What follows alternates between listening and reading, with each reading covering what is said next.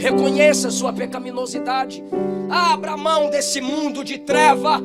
Largue esse mundo. Vire as costas para Satanás. Porque a Bíblia diz que quem não é de Deus é do diabo.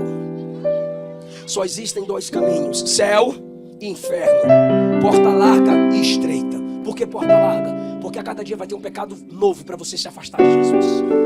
A cada dia vai ter uma música profana. A cada dia vai ter uma nova programação para que você frustre aqueles que te amam, para que você ofenda a igreja.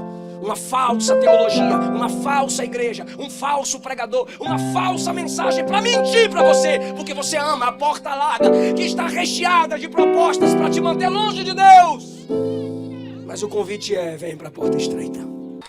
Queridos pais do Senhor Jesus, eu quero meditar em um texto da palavra de Deus com vocês e com todos os que estão sendo alcançados pelo som desta reunião.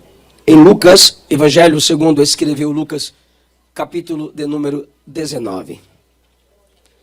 Evangelho segundo escreveu Lucas, no capítulo 19. Sei que a iluminação está pouca para a maioria de vocês. Vai colocar um púlpito mais chique, isso é coisa de mulher. Eu vou ficar aqui embaixo mesmo. Perigoso eu entrar no poder aí. Eu tô pentecostal esses dias, já que eu fui desafiado na internet, eu tô mais pentecostal. Brincadeira. Aleluia. Lucas 19. Aí, pastor Macalão. Mulher. Olha o púlpito que a irmã arrumou. Lucas 19. Do versículo 1 até o 10. Quem não leu a Bíblia hoje vai pagar a dívida agora. Tendo Jesus entrado em Jericó. A senhora não me estressa, não. Obrigado. Tendo Jesus entrado em Jericó, ia passando. Eis que havia ali um varão chamado Zaqueu. Este era um chefe dos publicanos e era rico. Procurava ver quem era Jesus e não podia por causa da multidão, pois era de pequena estatura. E correndo adiante, subiu a uma figueira brava para o ver, porque havia de passar por ali. E quando Jesus chegou àquele lugar, olhando para cima, o viu e disse-lhe: Zaqueu, desce depressa, porque hoje me convém pousar em tua casa. E apressando-se desceu, e o recebeu com alegria. E vendo todos isto, murmuravam, dizendo que entrara para ser hóspede de um homem pecador. E levantando-se Zaqueu, disse ao Senhor: Senhor, eis que eu dou aos pobres metade dos meus bens, e se em alguma coisa tenho defraudado alguém, o restituo 4 vezes. E disse-lhe Jesus: Hoje veio a salvação a esta casa, pois também este é filho de Abraão. Porque o Filho do Homem veio buscar e salvar o que se havia perdido. Assentai-vos, por favor. Preste atenção. Eu lerei um versículo do Antigo Testamento, outro versículo do Novo Testamento, para explicar o tema e os tópicos da pregação. O Salmo 49:7 diz: Ao irmão verdadeiramente ninguém o pode remir, nem pagar por ele a Deus o resgate da sua alma, pois a redenção da alma do ser humano é caríssima, e quem tentar, cessará de tentar, pois ninguém consegue pagar o preço pela salvação da alma de um homem. Salmo 49:7. No Novo Testamento, Paulo disse na primeira carta aos Coríntios, capítulo 6, versículo 20: Porque Deus nos comprou por um preço elevado, que é o sangue de Jesus. Portanto, glorificai a Deus em vosso corpo. O Antigo Testamento está dizendo que, por mais rico e influente que um homem seja, ele não pode pagar o preço que se é exigido pelo resgate de uma alma que está perdida, e todo homem nasce debaixo de perdição espiritual. Foi o que Jesus disse a Nicodemos em João 3, que o homem só sai debaixo da maldição quando ele crê em Jesus. O homem só é livrado da condenação eterna ao crer no único Filho de Deus enviado para nos salvar. E Jesus disse que quem não crer já está debaixo de condenação. Paulo disse que o preço suficiente pelo resgate de sua alma, da nossa alma, foi o sangue de Jesus. O único sacrifício que o Pai aceitou foi o sacrifício do seu filho. Um sacrifício santo, perfeito e completo. Logo, se você não tem como pagar, e o único sacrifício ou preço que alguém poderia pagar, só Cristo pagou, então só tem um modo de ser salvo. Só existe um jeito pelo qual você se torna filho de Deus. Só existe um caminho pelo qual os que estão me ouvindo, que ainda não se entregaram a Cristo e ainda não o receberam como único Senhor e Salvador, podem recebê-lo. É entender que a salvação é um presente. Qualquer um de nós que pensarmos que é pelo que fazemos, pelo que batalhamos, pelos nossos esforços, que alcançaremos a salvação, estaremos tremendamente enganados e desprezando o plano que o Senhor Deus fez para salvar todo aquele que nele crê. Eu quero falar sobre isso com vocês hoje. A salvação é um presente. É o que esse texto deixa claro para nós. Vocês conhecem esse texto. E vocês viram comigo que foi Jesus que entrou em Jericó no versículo 1. Não foi Zaqueu que saiu da cidade. Foi Jesus que entrou em Jericó. Não foi Zaqueu quem chamou Jesus pelo nome. Foi Jesus quem chamou Zaqueu pelo nome. Não foi Zaqueu quem convidou Jesus para ir à sua casa. Foi Jesus quem se ofereceu para entrar na casa de Zaqueu. Quando Jesus entra na casa de Zaqueu, vocês leram comigo que a multidão do lado de fora murmurava contra Jesus no versículo 7, dizendo: ele entrou na casa de um pecador, como se a multidão fosse santa e só Zaqueu fosse pecador. Mas enquanto a multidão do lado de fora chama Zaqueu de pecador e não o chama pelo nome, anulando o seu nome e estabelecendo um rótulo dentro da casa de Zaqueu, Jesus chama Zaqueu de filho de Abraão, herdeiro da promessa da salvação, segundo a linguagem paulina em Romanos e na carta aos Gálatas. Ou seja, Zaqueu não fez nada para merecer o que ele recebeu. Tudo foi uma oferta de Jesus. Isto significa que a salvação na vida de Zaqueu foi simplesmente um presente. Agora, por que eu digo que a salvação é um presente? Baseando-me nesse texto. A salvação é um presente. Porque qualquer presente que lhe for oferecido, é necessário disposição para receber. Um presente, eu posso te oferecer, eu posso te ofertar. E você pode dizer: não quero, obrigado, deixa para a próxima, dá para outra pessoa, não preciso. É por isso que a salvação é uma dádiva. É por isso que a salvação é um presente. Se fosse uma dívida de Deus com você, você exigiria, você decretaria, e você cairia na heresia do universalismo, de que até o diabo um dia será salvo, porque todo homem merece a bondade da salvação, segundo a heresia do universalismo. Mas se você reconhece que é pobre, miserável, cego e nu diante da grandeza de Deus, riqueza de Deus e das vestes da salvação, você reconhece que a salvação é um presente que lhe é oferecido. E você precisa ter disposição para receber. Para quem estuda teologia, o que vou dizer aqui é necessário, é interessante. Um pastor calvinista, Hernandes Dias Lopes, escreveu em seu comentário de Lucas 9. E ele disse assim: a soberania de Deus não violenta a vontade humana. É preciso existir uma predisposição para seguir a Cristo. A soberania de Deus não destrói a vontade humana. Isso significa que o fato de Deus ser soberano não quer dizer que ele vai te obrigar a ser salvo. Eu sou criador, você é criatura, então eu quero que tu seja salvo e acabou. Não.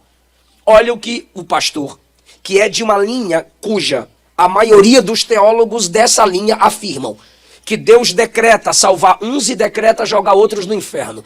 Esse mesmo pastor escreve: a soberania divina não anula a vontade humana. É necessário uma pré-disposição, uma disposição evidenciada antes, para seguir a Cristo. Antes de quê? Antes de se tomar a decisão. antes de vir à frente, antes de receber o presente. Então eu vou pregar a vocês, você que está desviada, você que está desviado, você que nunca confessou Cristo como seu único Senhor e Salvador, que a luz da Bíblia está a caminho do inferno, da perdição da sua alma. Reconheça hoje que o único caminho para a sua salvação é receber esse presente. A soberania de Deus não vai te obrigar a receber esse presente. Ele te oferece o presente. Mas pela palavra, ele te capacita a estender a mão e dizer: eu seguro esse presente. Entenda que a soberania de Cristo naquele dia não anulou a responsabilidade de Zaqueu. A salvação é o encontro da graça com a resposta humana. Se não vejamos, a graça de Cristo é Jesus entrando em Jericó. E como é que Zaqueu responde? Sobe na árvore, escuta Jesus, desce da árvore e conduz Jesus na sua casa e confessa Jesus como Senhor. A graça teve uma resposta. A graça de Jesus é ele chamando Zaqueu pelo nome. A resposta é Zaqueu descendo, obedecendo a ordem de Jesus para que descesse. A graça divina é Jesus entrando na casa de Zaqueu, se oferecendo, sem que Zaqueu o convidasse. E a resposta de Zaqueu é que quando Jesus entra na casa dele, Jesus fica calado. Enquanto Zaqueu não fala, Jesus não fala. Jesus só fala depois que Zaqueu fala. Enquanto Zaqueu estava calado, Jesus também estava calado. É como se Jesus dissesse: entrei na sua cidade, te vi na figueira, te mandei descer, te chamei pelo nome, me ofereci para entrar na tua casa, entrei na tua casa, o povo está lá fora reclamando de mim, e tu quer que eu fale primeiro? Falo não. Jesus fez tudo e se cala na casa de Zaqueu. Nesse momento, Zaqueu se levanta e diz: Senhor, se em alguma coisa defraudei alguém, eu restituo 4 vezes mais. E metade dos meus bens eu vou dar para os pobres, provando que o dinheiro não me domina mais. É nesse momento que Jesus fala e diz: hoje veio salvação nessa casa. Então vocês percebem que houve uma resposta à graça de Deus oferecida naquele dia. Aos que estão aqui ouvindo essa palavra, vendo a igreja se reunir na sua porta, na sua rua, é pela graça, é pela misericórdia de Deus que a oportunidade da salvação está vindo a você. Talvez você já tenha dito: eu é que nunca vou numa igreja de crente. Aí a igreja dos crentes veio até você essa noite. É a graça de Deus se manifestando para te atrair para Cristo, transformar a sua vida, transformar o seu caráter, te dar vida eterna. A igreja concorda com essa palavra? Segundo lugar, a salvação é um presente para o presente. Primeiro, a salvação é um presente que é preciso disposição para recebê-la. Presente não é obrigatório receber. Então você diz: obrigado, eu aceito. Ou você pode dizer: deixa para depois, não precisa. Segundo, a salvação é um presente para o presente. Jesus entra em Jericó e diz assim: Zaqueu, desce depressa. Jesus não disse: desce quando você quiser. Jesus não disse: desça devagar. Jesus não disse: cuidado para não machucar. Não, dá seu jeito e desce depressa. Porque a salvação é um presente para o presente. Quando Jesus entra na casa de Zaqueu, o que ele disse? Hoje veio a salvação sobre essa casa. Jesus não disse: amanhã virá a salvação. Jesus não disse: talvez há algum tempo depois a salvação poderá vir a esta casa. Não, Jesus disse: hoje veio. E ainda, diante de Zaqueu na rua, Jesus disse: Zaqueu, hoje eu quero entrar na sua casa. Por que eu digo isso, igreja? Que a salvação é um presente para o presente. Porque muita gente diz: deixa para depois. Muita gente diz: deixa para amanhã. Muita gente diz: quem sabe numa próxima. E a maioria destes não tem uma próxima. Eu me lembro de Moisés dizendo a Faraó: assim diz o Senhor, deixa o meu povo ir. E o que é que Faraó dizia? Amanhã. E quanto mais Faraó dizia amanhã, as pragas vinham contra o Egito. O escritor aos Hebreus disse: se hoje ouvirdes a voz do Senhor teu Deus, não endureçais o vosso coração. Jesus disse ao ladrão na cruz: hoje estarás comigo no paraíso. Você que está ao alcance da nossa voz, entenda que Deus marcou essa noite para marcar a sua vida. Você que por algum motivo se afastou, virou as costas para o Evangelho. E como em Ageu, capítulo 1, o povo de Israel dizia: ainda não é o tempo de se envolver com as coisas de Deus. Talvez você esteja dizendo que não é o tempo de voltar, que não é o tempo de se arrepender, mas a sua palavra não está acima da palavra de Deus. E a palavra de Deus para a sua vida é a mesma que o anjo disse a Ló: escapa-te por tua vida depressa. Apressa-te, porque o plano da salvação é para enquanto na terra você está. Jesus disse em Marcos capítulo 2, o Filho do Homem tem na terra poder para perdoar pecados. Quando eu vejo a igreja reunida na rua, sinto muito, irmão. A mensagem não é pastoral, a mensagem não é profética, a mensagem é evangelística. Deus projeta a igreja na rua para que aqueles que não nasceram de novo vejam que é a hora, é o dia de nascer de novo. E se você rejeita a palavra da salvação hoje, não haverá nenhuma desculpa no juízo final. Deus está lhe dizendo: hoje é o tempo aceitável. E a graça do Senhor Jesus te é oferecida para agora. A salvação é um presente para o presente. Enquanto muita gente diz: deixa para depois esse negócio de Jesus, deixa para depois esse negócio de igreja. Tem crente aqui que está dizendo: se eu soubesse que Jesus era tão maravilhoso, eu teria entregado a minha vida muito antes. Eu o teria confessado como meu Salvador na primeira oportunidade que eu tive. Aí eu lembro de Daniel Berg cantando com seu violão, naquela dificuldade para aprender a língua do Brasil, o português. Precioso para mim é Jesus. Precioso para mim é Jesus. Eu confesso na vida e na morte que tudo para mim é Jesus. A igreja que está me escutando tem prazer em servir ao Cristo que salva, que liberta e que nos transforma. Moça, rapaz, amigo ouvinte da palavra de Deus, casal, nenhum prazer mundano é maior do que o prazer de servir a Jesus. Sofremos, passamos lutas, passamos provas, mas a gente não atravessa sozinho. Tem uma promessa que é só para a igreja. Primeiro, está lá em Mateus 28. Por que é só para a igreja? Porque é a igreja que discipula. E ele disse: vão fazer discípulos. Segundo, é a igreja que batiza. E ele disse: vão batizar. Terceiro, é a igreja que tem comunhão com a Trindade. E ele disse: vão discipular e batizar em nome do Pai, do Filho e do Espírito Santo. Quarto, é a igreja que vai por todo mundo. E ele disse: ide por todo mundo, pregai o evangelho. Depois que ele disse isso, aí ele conclui: e eu estarei convosco. Convosco quem? Com a igreja. Até a consumação dos séculos. Essa promessa não é para qualquer um. Essa promessa é para a igreja. É para quem vive em comunhão com a igreja de Jesus. Essa promessa da presença de Jesus não é uma frasezinha bonita para você colocar no seu Facebook se você vive na prática do pecado. Não é uma frasezinha bonita para você colocar no adesivo do seu carro. Não, não e não. A presença dele está com a igreja. Você quer de fato usufruir da presença do Senhor? Venha fazer parte da família de Jesus. A igreja pode levantar a mão, por favor, e diga: hoje é o seu dia. Não, irmão, fala como pentecostal, diga: hoje é o seu dia. Volta para Jesus antes que ele volte para arrebatar a igreja.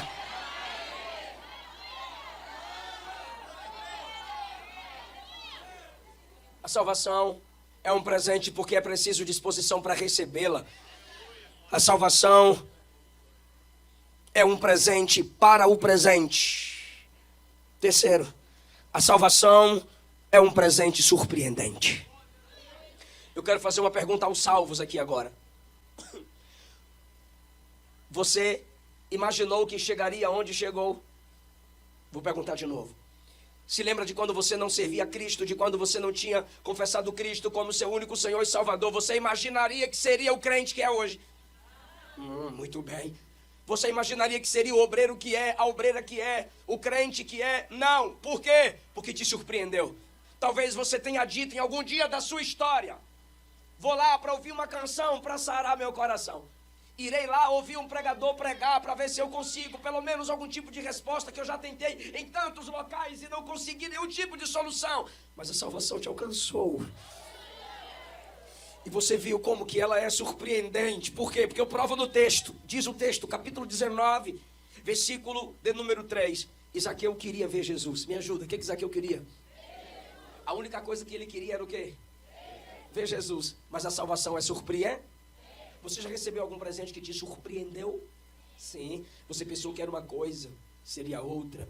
Esses dias a Luana falou: meu bem, o presente do Dia dos Pais está lá na área da casa, dentro de uma caixa. Falei: rapaz, o presente é grande. Quando eu abri a porta e abri a caixa, eram os 2 neném. Feliz Dia dos Pais! O presente da salvação é assim, é surpreendente. Zaqueu só queria ver, foi visto, foi Jesus que o viu. Zaqueu só queria ver, foi chamado, Jesus o chamou pelo nome. Zaqueu só queria ver, foi salvo. Zaqueu só queria ver, recebeu Jesus em casa. Zaqueu só queria ver, foi chamado de filho de Abraão. O nome dele está no livro mais poderoso de toda a história e está também no livro da vida. Quem pode adorar o Deus que nos surpreende com a salvação? Deixa eu te explicar teologicamente. Não é chato, é maravilhoso. Teologicamente, como que a salvação é surpreendente? Você veio ao culto e os hinos da harpa começaram a cantar. Você bateu palminha, você disse: a banda toca bem, você disse: essa letra é bonita. Mas de repente seu coração começou a se mover. A equipe de louvor ao Senhor com uma canção. Seu coração começou a estremecer, a palavra te alcançou. Você se viu perdida, perdido, pecador, miserável, como eu já disse, pobre, cego e nu. E de repente você disse: eu preciso da graça. Que foi isso que aconteceu com você? Romanos 10:17. A fé vem pelo ouvir, e o ouvir pela palavra de Deus. A palavra de Jesus te alcançou, quebrou o seu coração e te atraiu para a presença dele. Sabe o que é isso? Regeneração. O Espírito Santo gerou dentro de você um novo nascimento. Você nasceu biologicamente, agora você nasceu espiritualmente. Nascer biologicamente é nascer para essa vida material. Nascer espiritualmente é nascer para as coisas de Deus.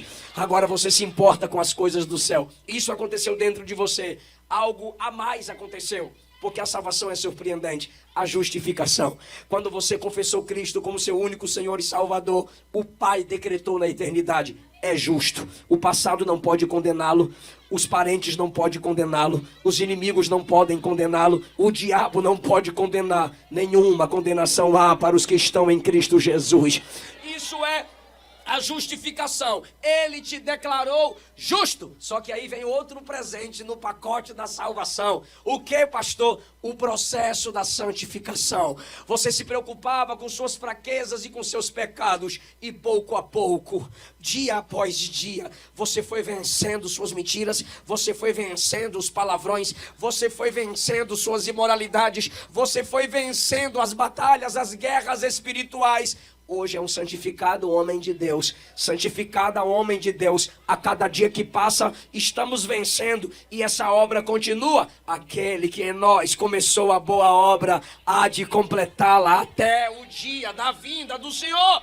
Esse presente é o da santificação. Já passou pela regeneração, já recebeu a justificação, já estamos na santificação. Só que tem outro presente, que a maioria dos que aqui estão, eu sei que tem gente que ainda não recebeu, é porque está buscando pouco, e se está buscando muito, vai chegar o tempo de receber. Que presente é esse, pastor? É o presente da capacitação espiritual.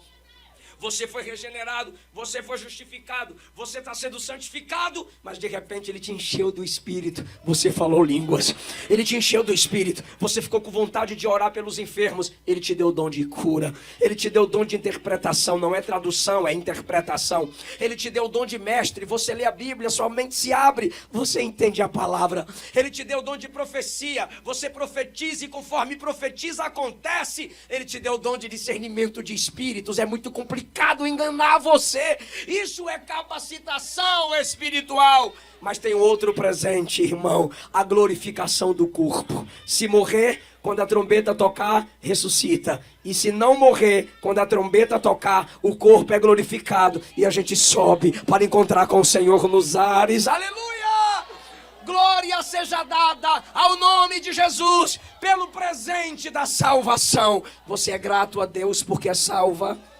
Você é grato porque é salvo? Você é grata porque é salva? Sua maior riqueza, sua maior alegria é ser salvo em Cristo Jesus. A salvação é surpreendente.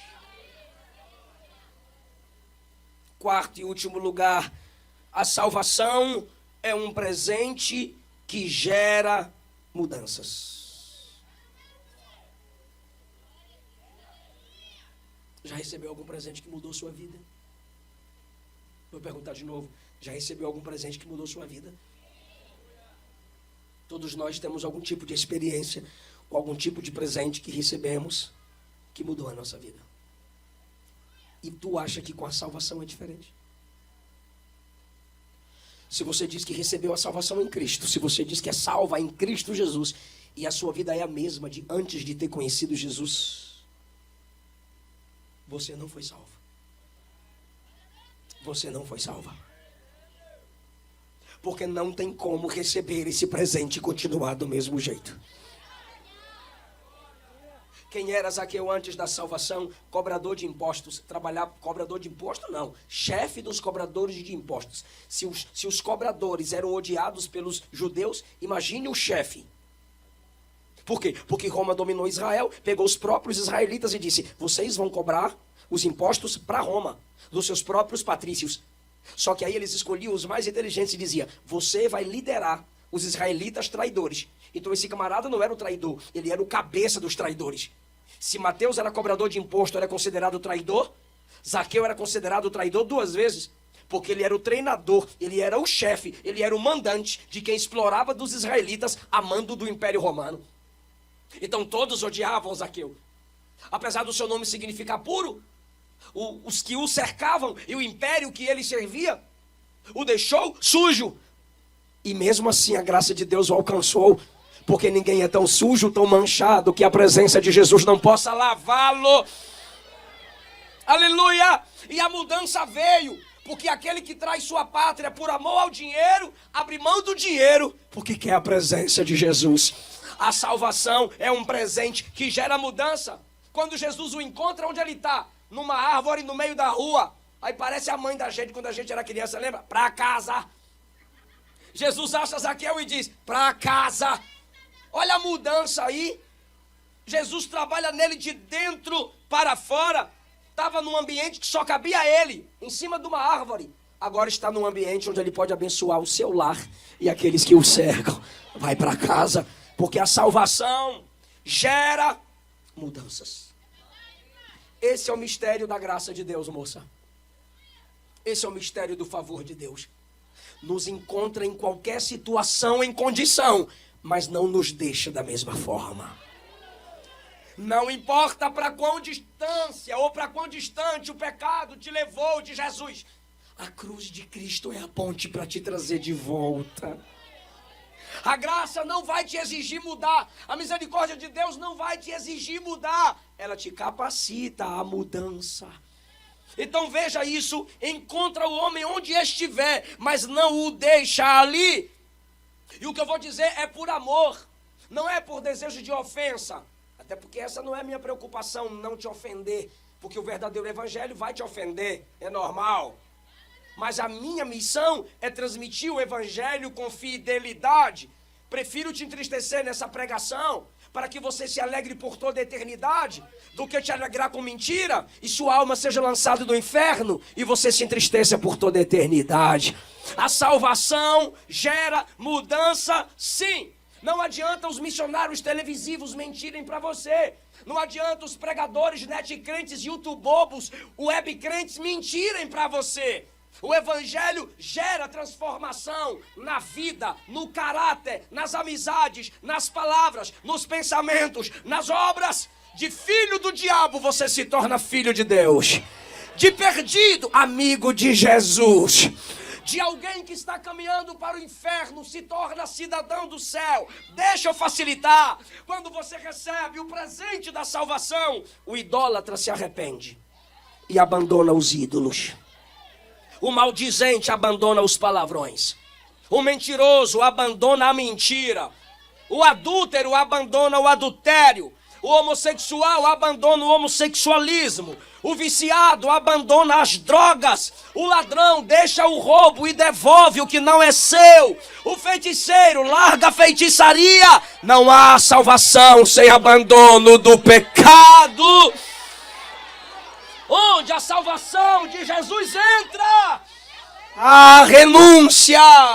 Quem bebe da água da palavra não terá mais sede das coisas que afasta a sua vida de Jesus. Aleluia, a igreja adore ao Senhor. Eu sinto a presença de Jesus nessa palavra. E conhecereis a verdade, e a verdade vos libertará. Talvez essa palavra está tocando sua consciência e você está dizendo, então eu não sou salvo. Se você não clamar, você não será salvo. Não existe salvação sem clamor. Só há perdão para quem clama, perdoa-me. Só há salvação para quem clama, salva-me. Oséias 14:2. Usem palavras e se arrependam se aproximando de mim.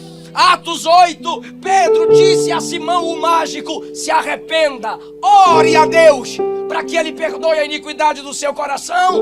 O carcereiro em Atos 16 clamou pedindo luz. E Paulo disse, crê no Senhor Jesus Cristo e será salvo tu e a tua casa. O ladrão na cruz clamou, Senhor, lembra de mim quando vieres do teu reino. É escatológico o clamor dele. E Jesus respondeu na hora, hoje tu estarás comigo no paraíso. Clame para ele salvar sua alma.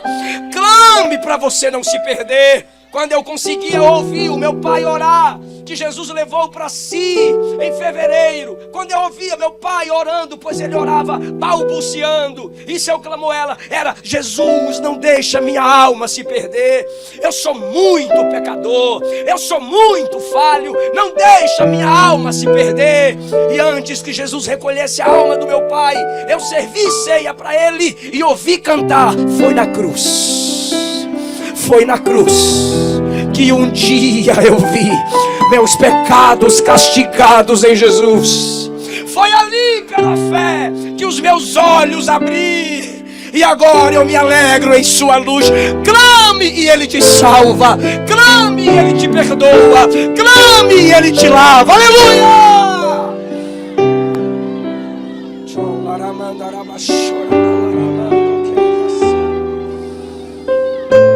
Se você não clamar, sua alma se perderá. Se você não clamar, o seu pecado te sufocará.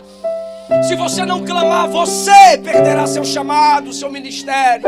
Só através da oração o perdido é achado.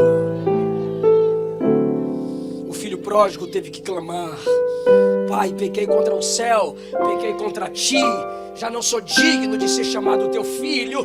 Faz de mim como um dos seus trabalhadores.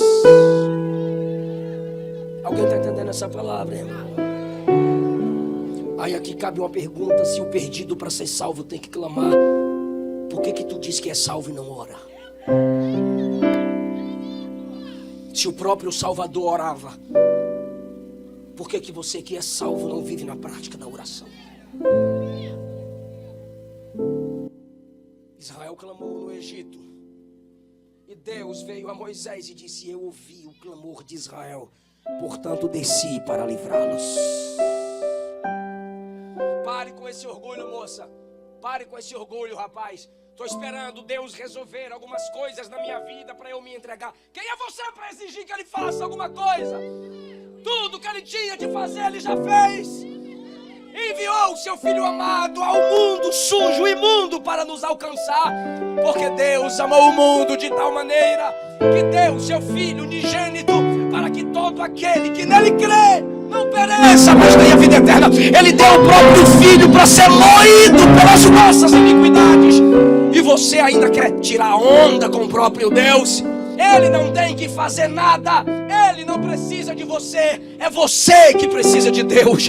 Humilhai-vos debaixo da potente mão de Deus. Reconheça sua pecaminosidade. Abra mão desse mundo de treva. Largue esse mundo Vire as costas para Satanás, porque a Bíblia diz que quem não é de Deus é do diabo. Só existem dois caminhos: céu e inferno, porta larga e estreita. Por que porta larga? Porque a cada dia vai ter um pecado novo para você se afastar de Jesus. A cada dia vai ter uma música profana. A cada dia vai ter uma nova programação para que você frustre aqueles que te amam, para que você ofenda a igreja. Uma falsa teologia, uma falsa igreja, um falso pregador, uma falsa mensagem para mentir para você, porque você ama a porta larga, que está recheada de propostas para te manter longe de Deus. Mas o convite é: vem para a porta estreita, porque nela não dá para entrar com todas as suas bagagens. Quem pode ficar em